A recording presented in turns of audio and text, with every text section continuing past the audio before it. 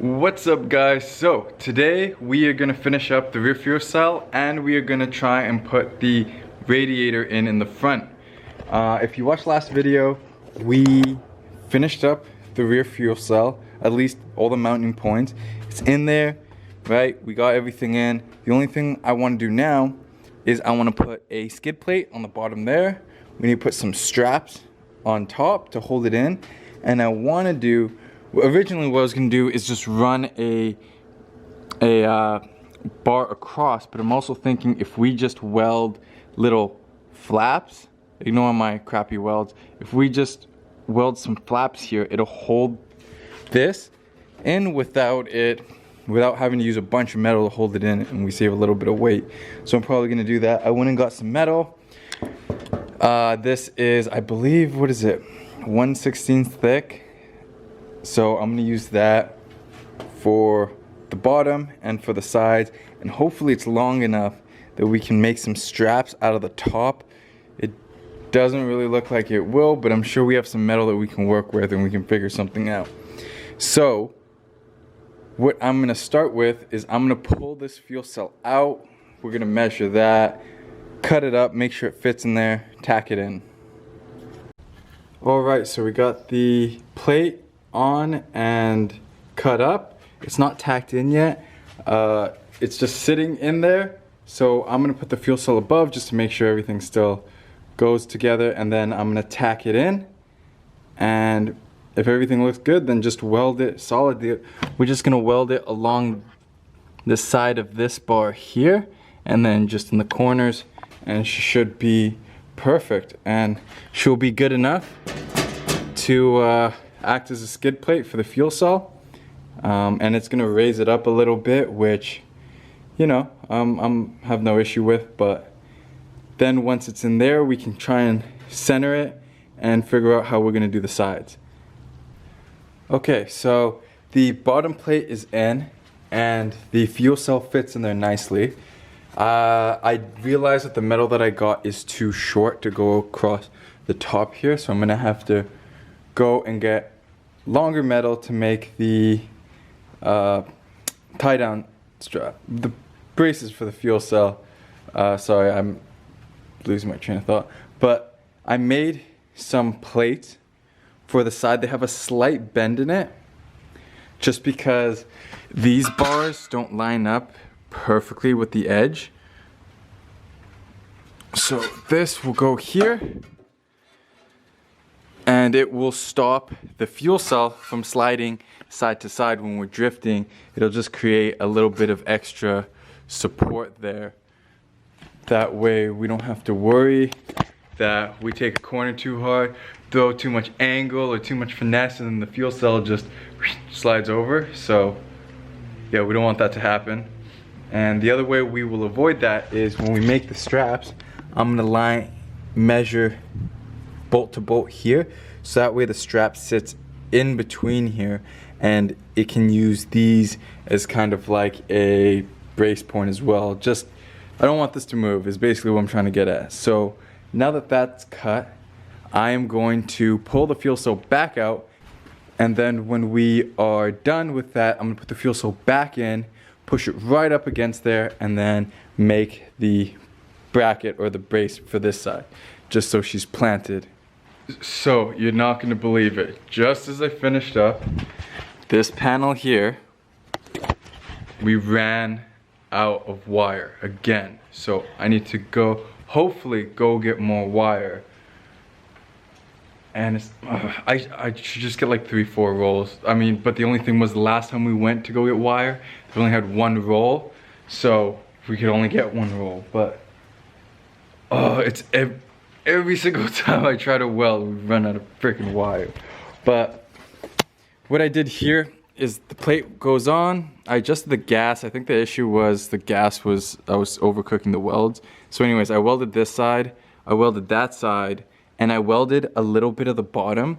The only reason why I didn't fully weld the bottom was just because obviously this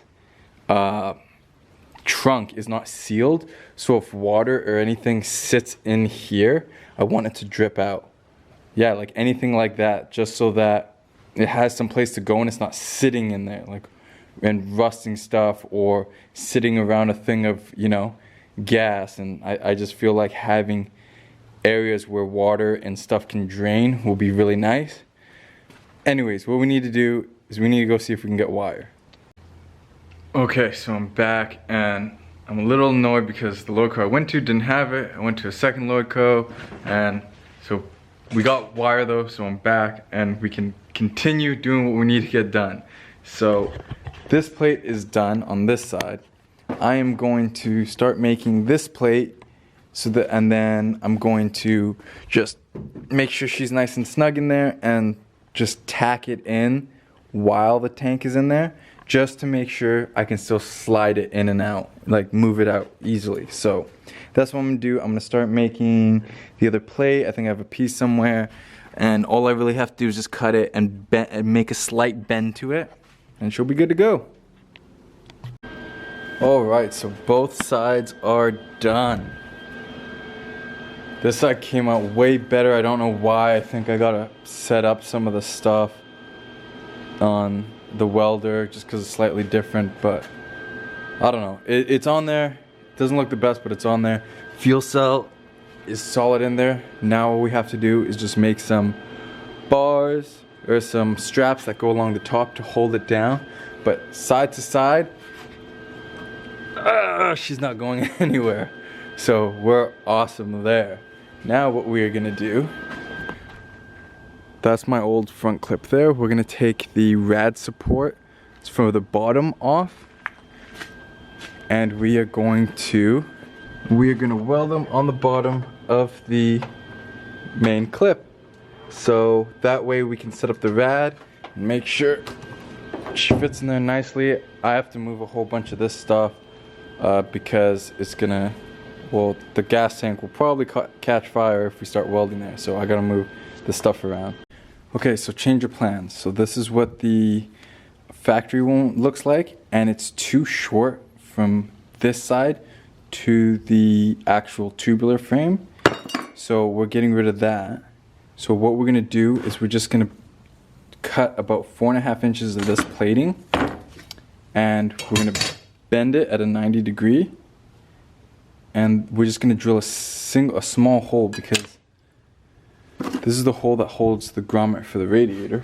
But with my Mishimoto rad, it has an adapter that just has a single little, I guess you could call this a stud. So all we have to do is drill a hole this big and put a grommet that size. So we don't have to use a grommet that's like ovular and massive, because it would fit in this, but there's no point having one this big when we have a stud or that small. So it makes it a lot easier. So right now I'm gonna cut 4.5 pieces, and then from there we'll bend it and tack it on and make sure it fits. Okay, so we have the angle of the plates made.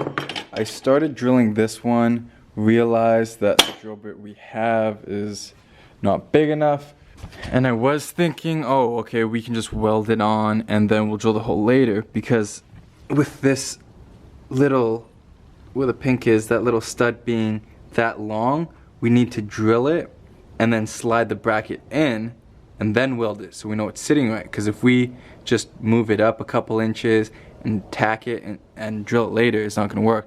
Plus drilling it on the car will be a lot harder. So what I have to do is I have to go get a tapered drill bit tomorrow, so that way we can drill the holes properly and then tack it on, and that should be it. So this is gonna continue on to tomorrow, because I don't think it should take that long to get this all done. So I will see you guys tomorrow so we can finish all that up. Alright guys, so we're back. It is pouring rain. Yeah, it's pouring rain. It's wet, it's cold. I'm not excited.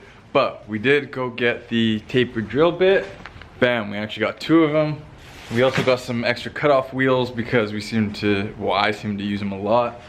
So what we are gonna finish doing today is we are going to finish drilling out these holes, tack them on the bottom so the radiator can sit on them, and then we can start making the brackets for the top. So that way the radiator's in. I'm gonna open up that pack for the taper drill bits, and then we're gonna start drilling these out. All right, so the lower brackets are made and tacked in. The rad is sitting in there. And, oh, she looks pretty good. She looks pretty good. All right, so what I'm gonna do is I'm going to finish up welding those in. I'm gonna look for my top brackets, because I think the top brackets we might just be able to self-tapper into here, and the rad will be good to go. All right, so the factory ones don't work. They push it out too much and it doesn't work. So we're just gonna cut 2 pieces here, and we're just gonna try and make a bracket here. I don't really know how I'm gonna do it yet. I'm gonna cut them. I think it's gonna be like that, kind of like a Z or a Z, and it'll just bolt down. We'll just self-tapper it in. So I'm gonna get to making that, and then we'll self-tapper it on, and if it works, we'll take it off and we'll solidly weld up the bottom corners. All right, the first top bracket is made.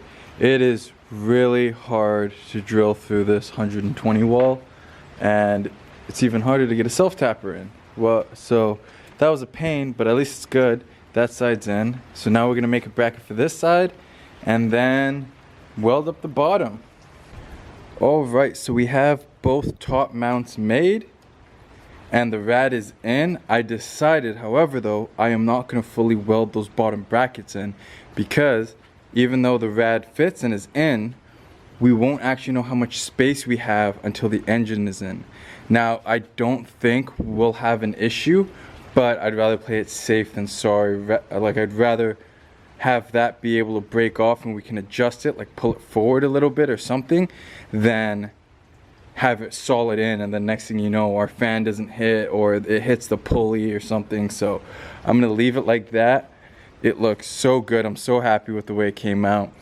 And I figured out where I'm gonna run the cords for the hood pins is I'm just gonna put it under one of these, underneath the bracket, and bam, she'll be good to go there.